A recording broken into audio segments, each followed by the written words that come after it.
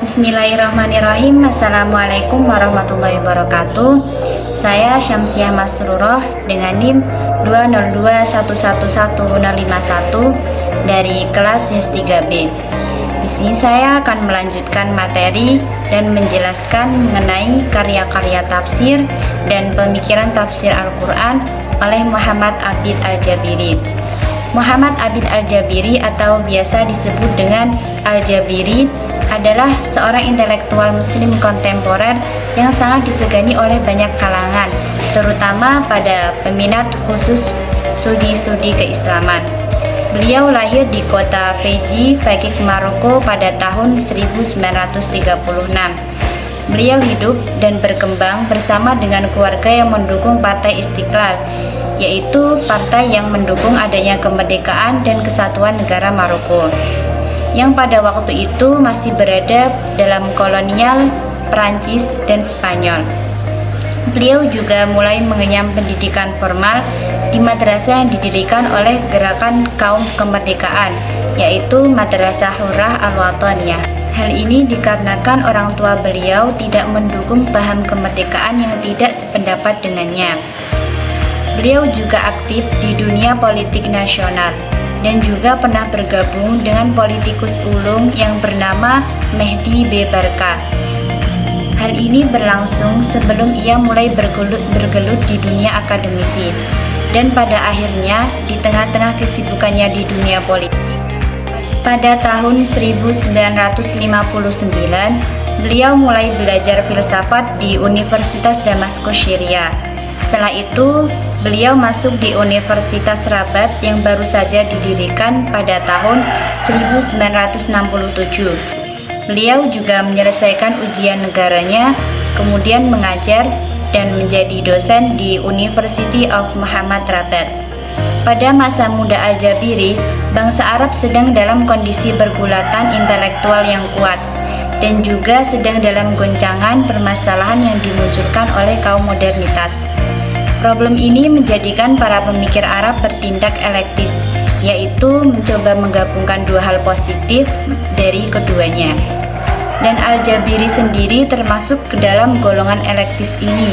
Karena hal inilah beliau tidak disebut dengan pemikir revolusioner, akan tetapi disebut dengan pemikir reformistik. Beliau juga lebih banyak menitik beratkan kritiknya pada aspek metodologi dan kerangka berpikir kaum orientalis, dan bukan pada detail-detail pembahasan dan konklusi mereka. Karya-karya Al-Jabiri antara lain yaitu Takwin Al-Aqli, punya Al-Aqli Al-Arabi, Al-Aqli Al-Siyasi Al-Arabi, Al-Aqli Al-Akhlaqi Al-Arabi, tergabung dalam Naqli Al-Aqli Al-Arabi atau dikenal dengan Kritik Nalar Arab, dan masih banyak lagi karyanya yang lain. Karir intelektualnya sebagai penulis dimulai sejak dawarsa sebelum ia menggulirkan mega proyeknya tersebut. Tercatat pada tahun 1971, Al-Jabiri menulis buku yang berjudul Fikri Ibnu Khaldun dan Al-Ashabiyah wa Al-Daulah. Disusul kemudian Madkhal ila Filsafat Al-Ulum pada tahun 1976. Buku terakhir yang dikembangkan olehnya adalah Madkhal ila Al-Qur'ani yang berbicara mengenai diskursus Al-Quran. Pada tahap awal buku ini lebih dimaksudkan untuk memperkenalkan Al-Quran dengan deskripsi yang dalam pengakuan Al-Jabiri dapat menerima baik oleh orang-orang Islam sendiri maupun non-Islam. Diskursus Al-Quran yang mulai digelutinya dengan kitab tersebut mendorongnya untuk menulis tafsir Al-Quran secara sistematis. Berdasarkan pada kronologi pewahyuan, tafsir tersebut diberi judul Fahmi Al-Quran, Al-Tafsir Wadih Hasbi Tartib An-Nuzul, yang terbit pada tahun 2008. Selain beberapa karya yang sudah disebutkan, masih banyak lagi karya-karya yang sudah dihasilkan dari buah pemikiran Muhammad Abid Al-Jabiri. Pemikiran tafsir Al-Quran Muhammad Abid Al-Jabiri. Dalam memberikan definisi Al-Quran, Al-Jabiri mencoba berada pada posisi netral yang tidak bertumpu pada salah satu dari definisi-definisi yang telah ada. Karena dalam pandangan Al-Jabiri sendiri, setiap definisi tersebut memuat tujuan-tujuan yang bersifat ideologis, mulai dari madhab tertentu dan terselubung fanatisme suatu kelompok. Agar tidak terjebak pada rutinitas yang dogmatis, menurut Al-Jabiri, pada dasarnya Al-Quran tersebut telah memberikan sebuah definisi secara holistik mengenai dirinya sendiri.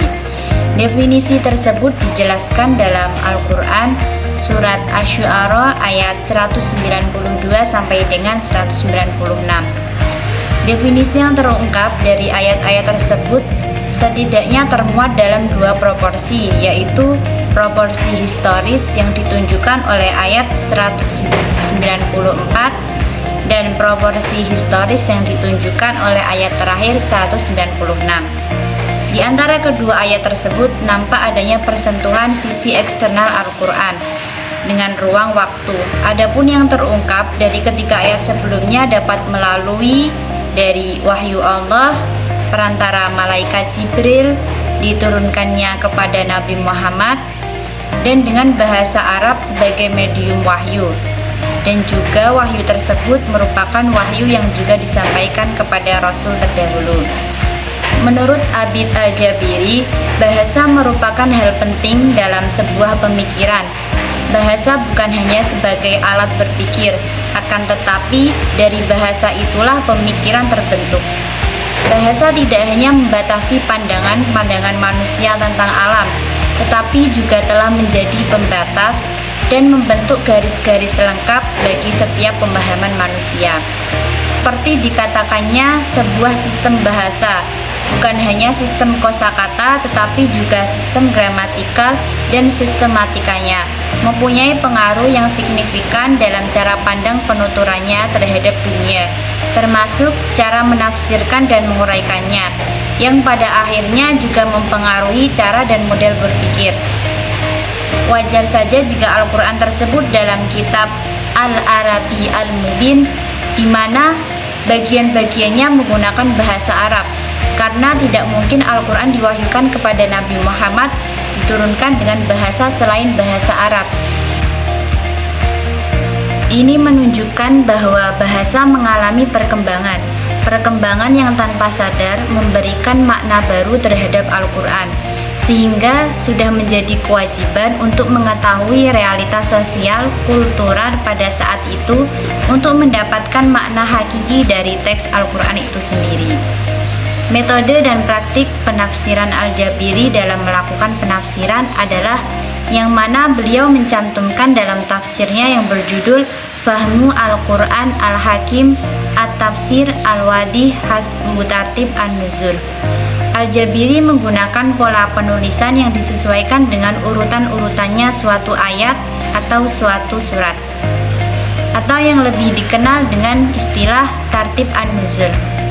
Adapun metode penulisan yang dipakai oleh Al-Jabiri dalam kitab tafsirnya ini tersistematika sebagai berikut. Yang pertama terdiri atas 3 jilid qasam. Jilid pertama dan kedua mencakup surat-surat yang turun di kota Mekah. Sementara jilid yang ketiga khusus memuat surat yang turun di kota Madinah. Yang kedua, pada setiap jilidnya terdapat muqaddimah. Muqaddimah ini dibubuhkan sebagai gambaran umum isi yang akan dibahas dalam jilid tersebut. Yang ketiga, pada setiap surat yang hendak dibahas, beliau menyertakan takdim, hawamishi, dan taklid. Yang keempat, Al-Jabiri juga memberikan catatan pelengkap pada setiap kata atau beberapa susunan kata dalam ayat Al-Quran, sehingga pembaca dapat memahami seutuhnya ayat-ayat tersebut. Berikut ini adalah contoh penafsiran Muhammad Abid Al-Jabiri berkaitan dengan surat Al-Alaq ayat 1-5 yang berbunyi, Bismillahirrahmanirrahim. Iqra' bismi rabbikal ladzi khalaq, khalaqal insana min 'alaq. Iqra' wa rabbukal akram, alladzi 'allama bil qalam, 'allamal insana ma lam ya'lam. Menurut Al-Jabiri, dalam taklid kitab tafsirnya, kandungan kelima ayat tersebut adalah menetapkan kaidah Islam dengan memfokuskan kepada dua dasar, yaitu menciptakan dan mengajarkan. Yang pertama, menghubungkan keduanya dengan satu sentral, yakni satu tokoh manusia. Yang dimaksud di sini adalah Nabi Muhammad sendiri. Kemudian yang kedua, mengaitkannya dengan data-data pengalaman sehari-hari manusia. Wahyu yang akan diturunkan kepada Nabi Muhammad inilah yang dimaksud dengan yang mengajar manusia dengan perantara kalam. Dia mengajarkan kepada manusia tentang apa yang tidak ia ketahui, seperti yang sudah dinyatakan sebelumnya. Berbijak pada hal itu, dari kelima ayat ini semuanya mengarah kepada diri Nabi Muhammad, bahwa Tuhanmu yang menciptakan dari segumpal darah adalah Dia yang memuliakanmu dengan wahyu, yang dengan wahyu tersebut kamu menjadi tahu apa yang belum kamu ketahui. Cukup sekian yang dapat saya sampaikan, kurang lebihnya mohon maaf. Wallahul muwaffiq ila aqwamit thoriq. Wassalamualaikum warahmatullahi wabarakatuh.